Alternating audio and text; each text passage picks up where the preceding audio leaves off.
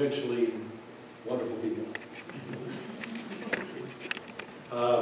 It's been a great 33 years of being in this area, and many of you I remember from the very beginning because some of your children worked for me way back then. I remember some of the great faithful people of this church who I have great fond memories of. Some of you are still living. Some of you have passed. I used to have such a great time. I used to call him Wilbur. You probably knew him as Wendell. Wendell came down, and I don't know if I forgot his name, but for somehow the old show that had the horse in it. And so whenever Wendell would come, I would say, Wilbur! And Wendell and Peg meant a great deal to me, and they were very faithful and encouraging. Of course, he spent a lot of time coming down and volunteering. When he passed, they asked me to sing this song at his funeral, and I did. And I haven't heard from Peg for quite some time. I was supposed to sing this song at her funeral. I know last I heard, she was in the nursing home. She passed away. She did pass away. Well, this is for her then.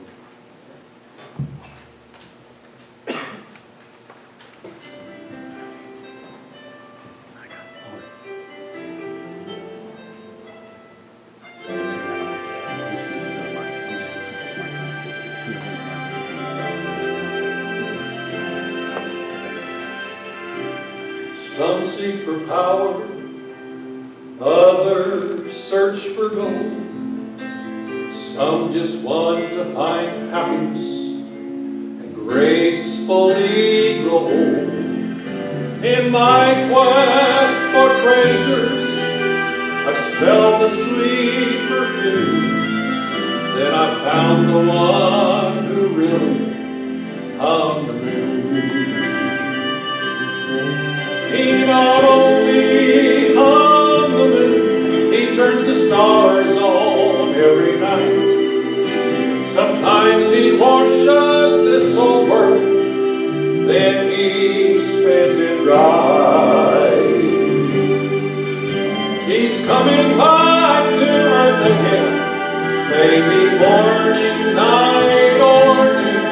I'm going home with the one who hung the moon.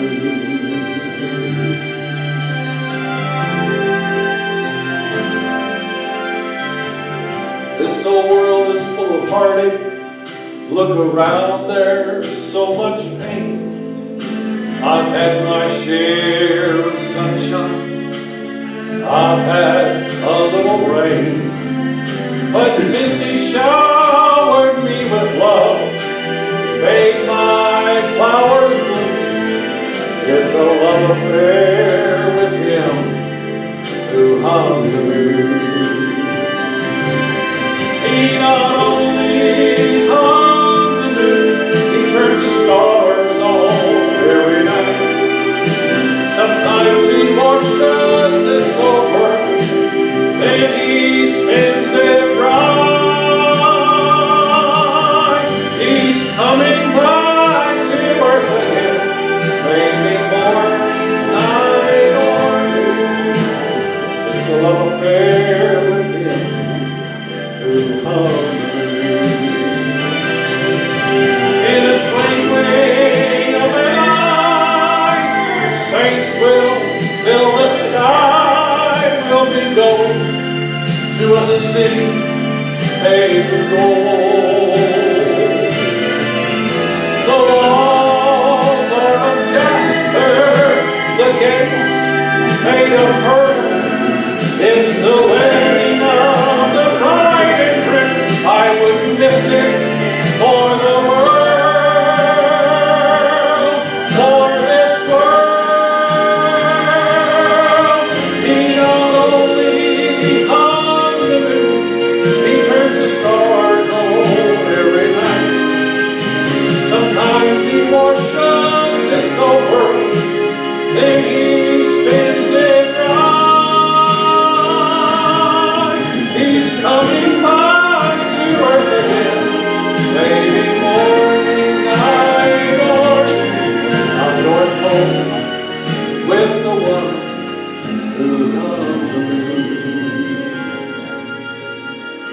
going home with the one who loved me. Amen. Thank you, Lord.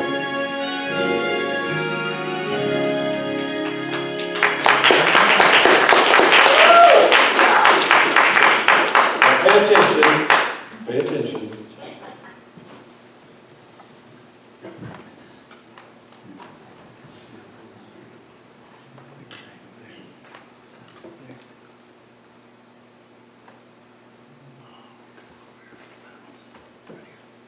Oh, you got it?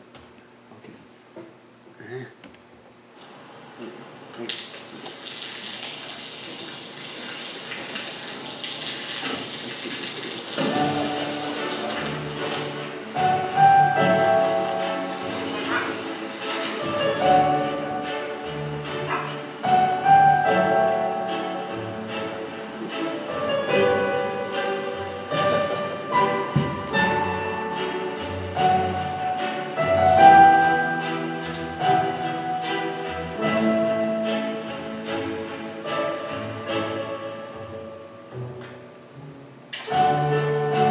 เขาจะได้อะไรถ้าเขาทำแบบนี้ทุกวัน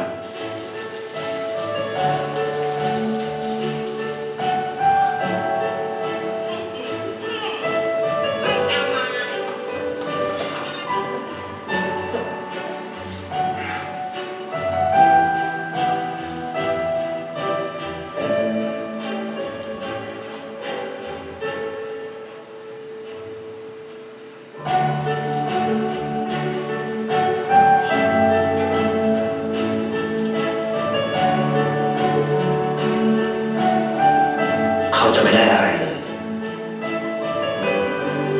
ไม่ได้รวยขึ้น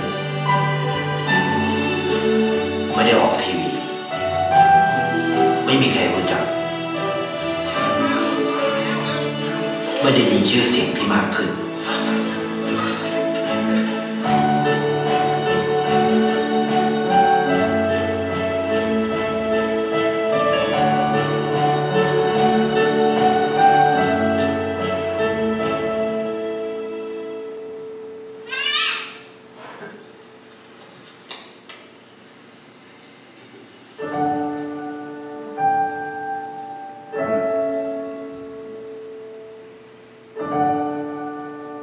เพราะสิ่งที่เขาได้คือได้แค่ความรู้สึก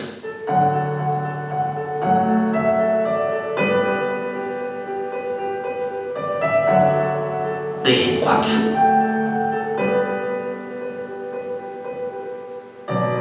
ได้เข้าใจ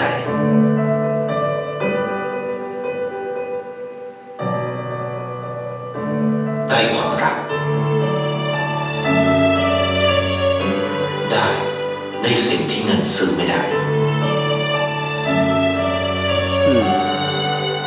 ได้โลกที่สวยงามกว่าเดิม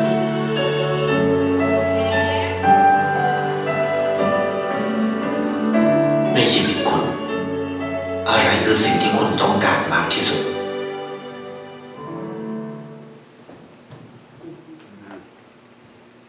A world more beautiful. Hebrews 10:24 says this, and let us consider how we may spur one another on towards love and good deeds. 2 Thessalonians says this, but as for you, brethren, do not grow weary of doing good. Good deeds.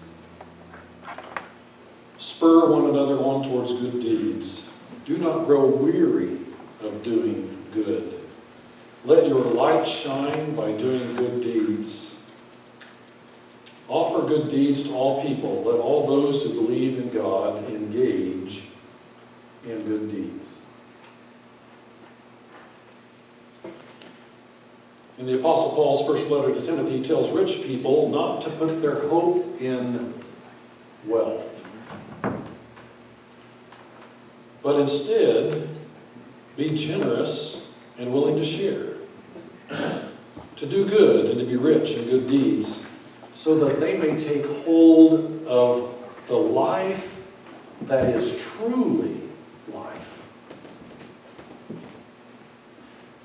The emotions you gain when you do something good is unbelievable.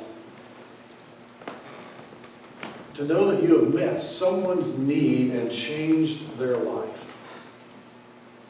Might just be for a moment, but it's made a change. That case is made daily on the news. So this message is about the power of doing good. Ponder one simple story of that power at work. After living in a small townhouse for 5 years, Jeff and his wife, Karen, wanted to move so they could start raising a family. Unfortunately, they couldn't find anything they liked in the price range that they were able to pay. Then the situation got more complicated because Jeff was working on a long-term contract that wouldn't pay until completion. The matter got worse because then the condo association said, you have to replace your garage doors. Their budget was breaking.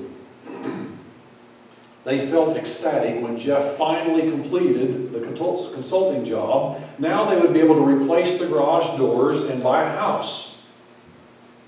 But Jeff explained this. We believe that the first fruits are the Lord's, and He put it in our hearts to also purchase the garage doors for 2 other people in their community who were struggling to get by. One had cancer. The other one simply couldn't ever meet their needs.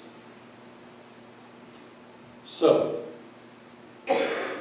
he said, when we made the presentation of the garage doors to our neighbors, we also shared the story of the Lord's blessing in our lives. It was then that the Lord opened the storehouse for Jeff and Karen.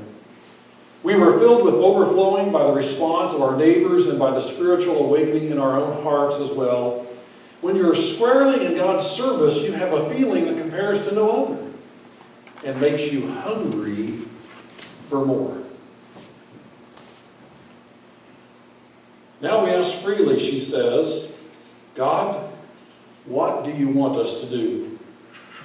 We know that God has a plan, and we are a part of it. A simple thing, no complicated plan, no organizational structure, just a nudge from the Holy Spirit, an act of generosity. Can you imagine what it felt like to be those 2 neighbors?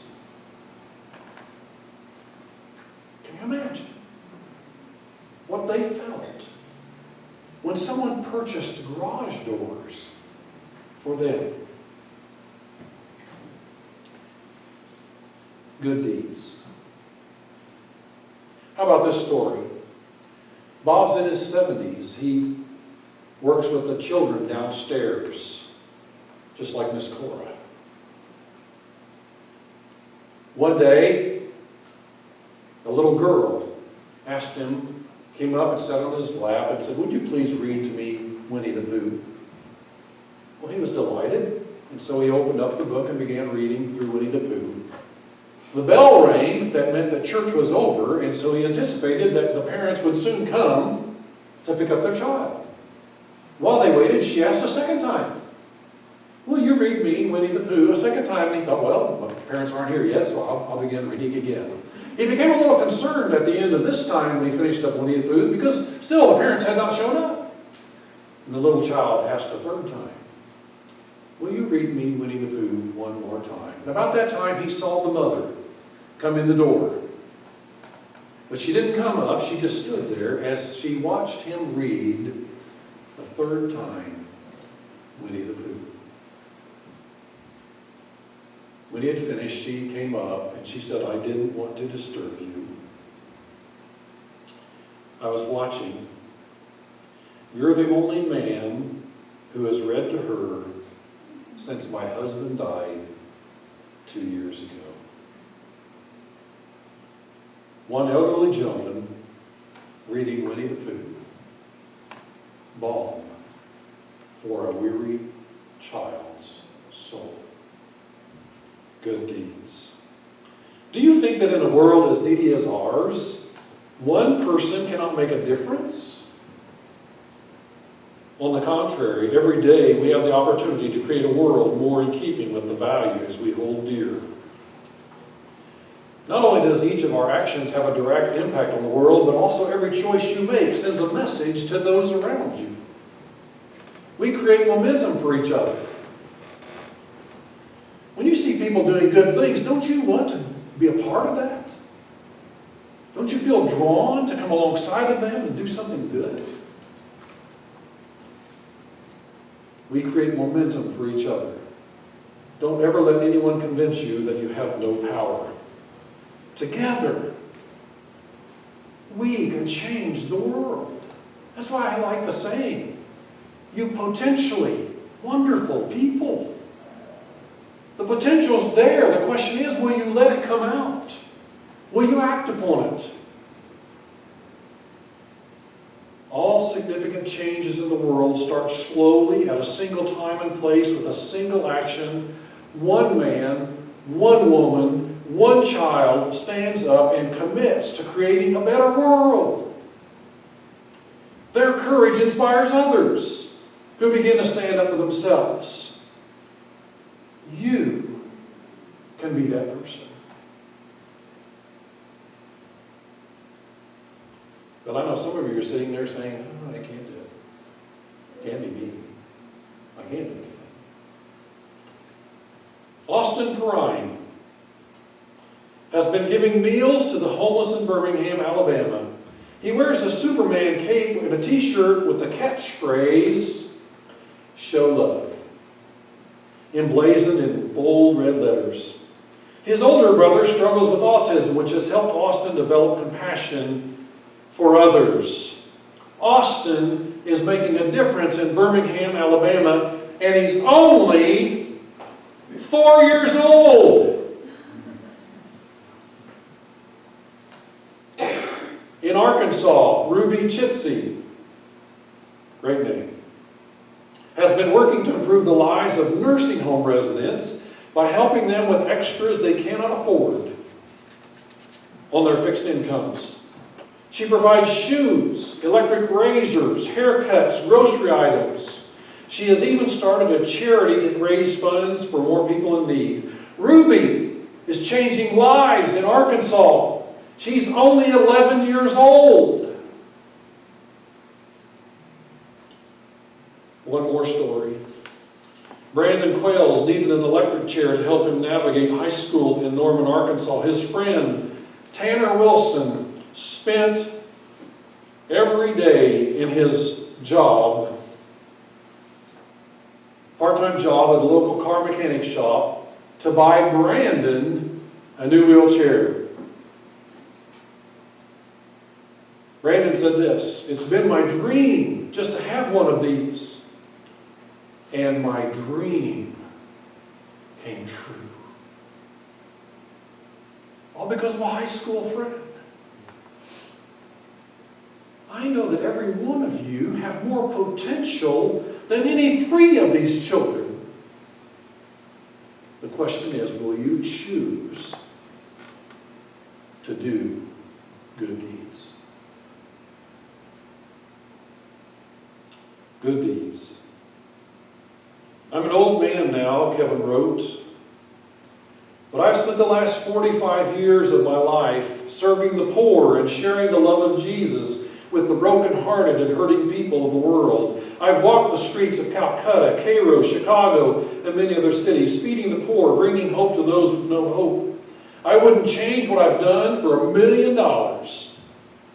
Tell the people it's worth every ounce of energy spent, every dollar given, every heartache experienced to see people transformed by the power of the gospel. Good deeds come in all shapes and sizes. Sometimes they involve garage doors. Sometimes they gravitate towards Winnie the Pooh. Sometimes they look towards Africa. Sometimes they reach all over the world. But in all cases, they require one essential thing. One essential thing. a willing volunteer. Why don't you be that one? Every revolution demands revolutionaries, high-spirited people who dream of a day when things will be different, better. But revolutionaries do more than dream. They give their best to the cause. They relentlessly serve the collective effort. Imagine what would happen in a world if hundreds of thousands of people, and eventually millions of people, decided to devote just a few hours each week to generating a wave of good works. You know what happened yesterday? Fairly not. We had a volunteer work day. Now, it wasn't the greatest day to do that. There was rain, there was thunder, there was lightning. We had over 30 people show up. Just 3 of us built a 100-foot long, 5-foot high block wall. Others built a climbing wall out in the woods. Others put out 225 2-cubic-foot bags of mulch. Others fixed every powered equipment that we have. Others cleaned the pool. Others painted. Others put in new lights. What a difference they made in one day in our ministry. Imagine what you could do where you are if you simply said, I will be the one.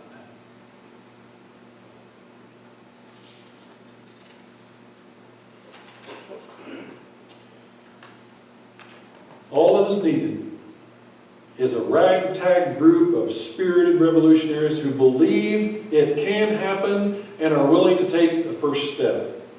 Now, I've come up with a little phrase. It says this: do something, somewhere, now. I think that's the perfect battle cry for the volunteer revolution. Do something, somewhere, now.